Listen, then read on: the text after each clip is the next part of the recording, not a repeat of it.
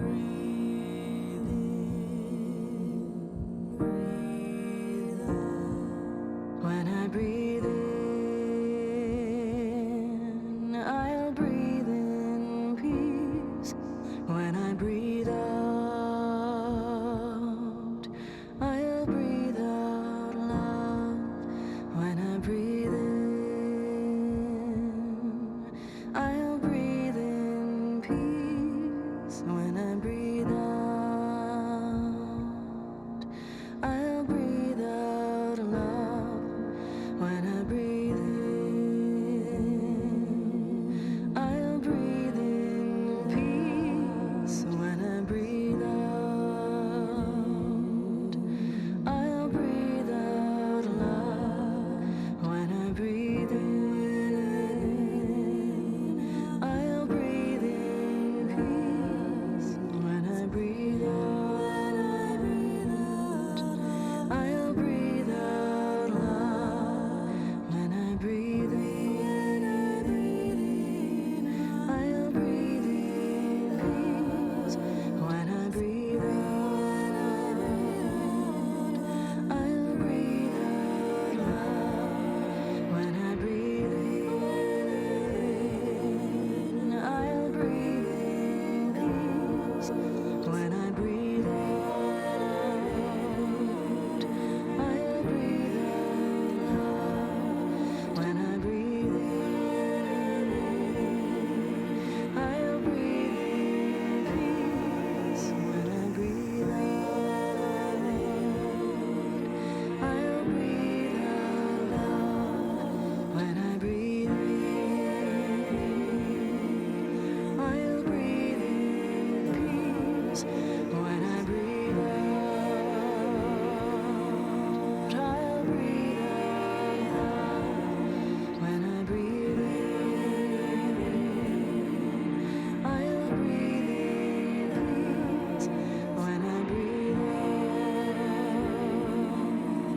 I'll breathe out love. When I breathe in, I'll breathe in peace. When I breathe out, I'll breathe out love. When I breathe in, I'll breathe in peace. When I breathe out, I'll breathe out love.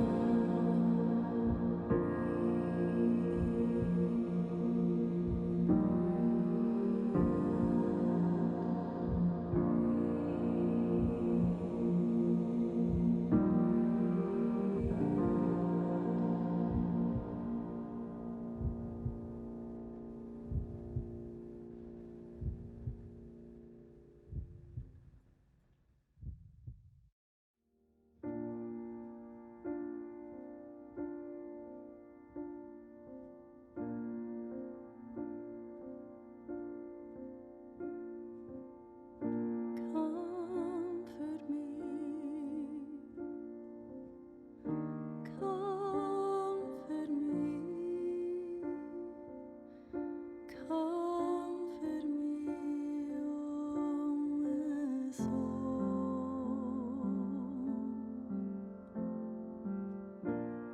Comfort me, comfort me. Comfort me, oh my soul.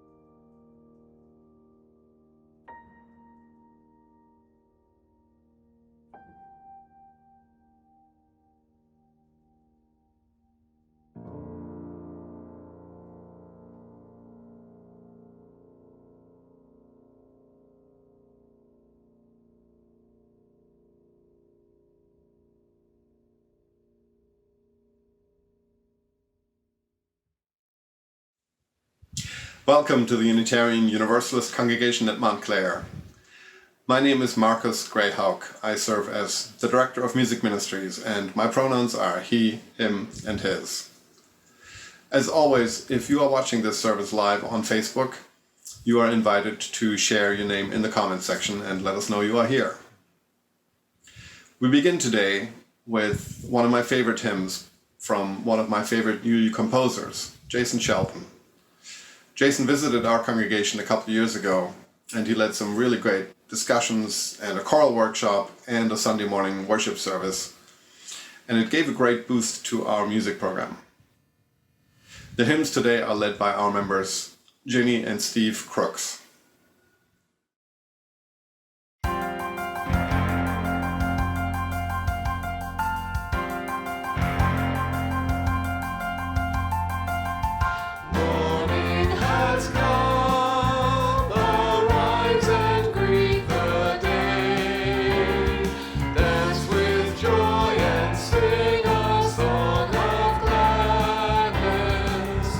The light of hope it shines.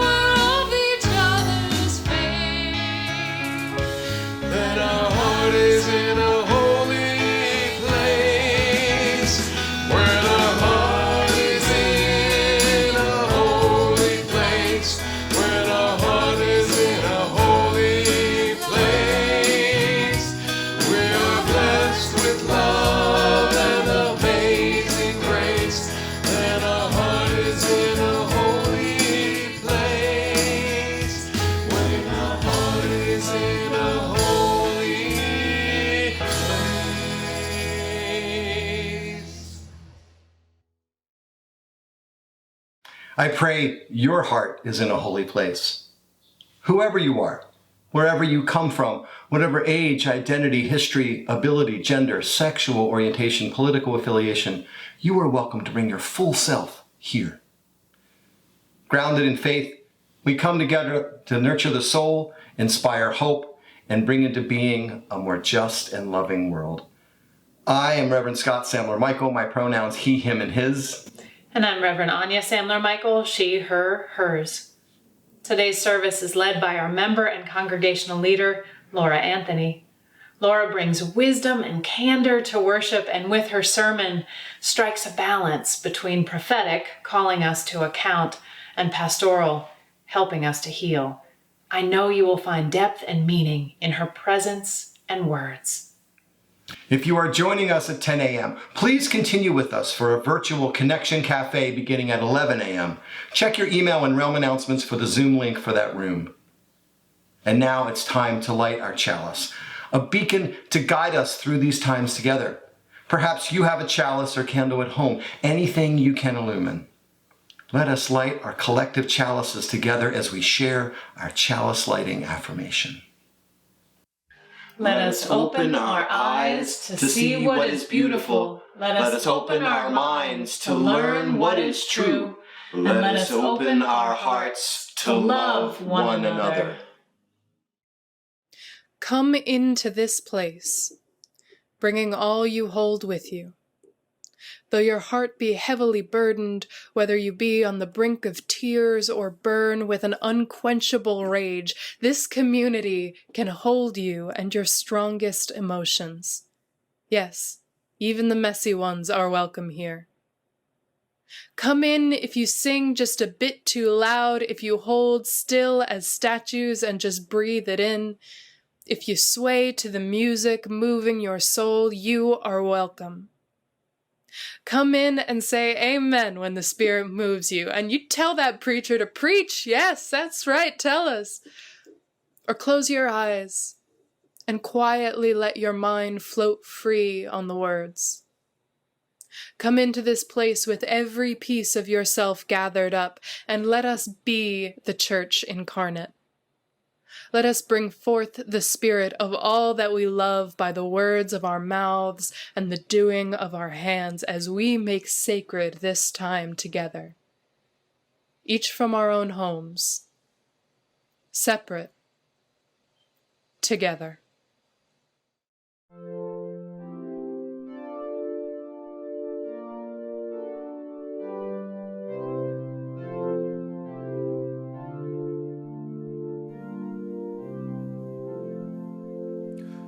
Ubi caritas et amor, ubi caritas Deus ibi est, ubi caritas et amor, ubi caritas Deus ibi est, ubi caritas et amor, ubi caritas Deus ibi est, ubi caritas et amor, ubi caritas Deus ibi est, ubi caritas et amor, ubi caritas Deus ibi est.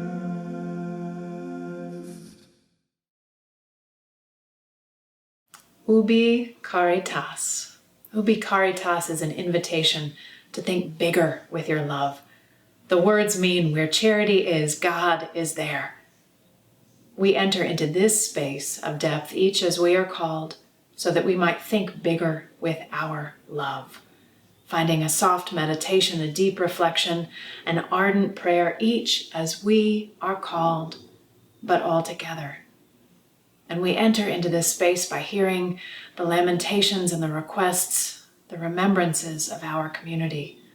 Let us hear one another, to heal one another.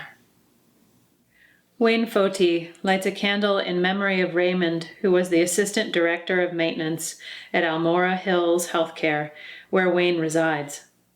Raymond died on August 10th of a cardiac arrest. He would have turned 50 next month. He leaves behind a wife and brothers and sisters.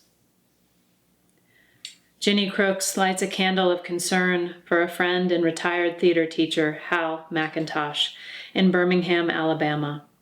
He's in the ICU fighting COVID-19 and has underlying medical conditions. He has no wife or children to look after him and is the caretaker for his disabled brother. Please send prayers for his recovery. Lauren Carlton lights this candle for her friend of 37 years, Sheila Crotty, who died last Friday. She was a brave and successful warrior for children and families. She suffered many demons but worked tirelessly. Loyal and generous wherever she is now, that place is the better for it. But hundreds miss her here. We light this candle for all who in this time are facing economic uncertainty. Those who have lost their jobs or have been unable to find employment, those who have reached out for assistance and not received enough for themselves or their families. We light this candle as a beacon and a reminder that our congregation stands with you and is ready to assist. And we light this final candle for the joys and sorrows that have not been spoken aloud. In the silence that follows, you are encouraged to speak the names of those you are holding in your prayers or meditations. May we hold this silence as this silence holds us.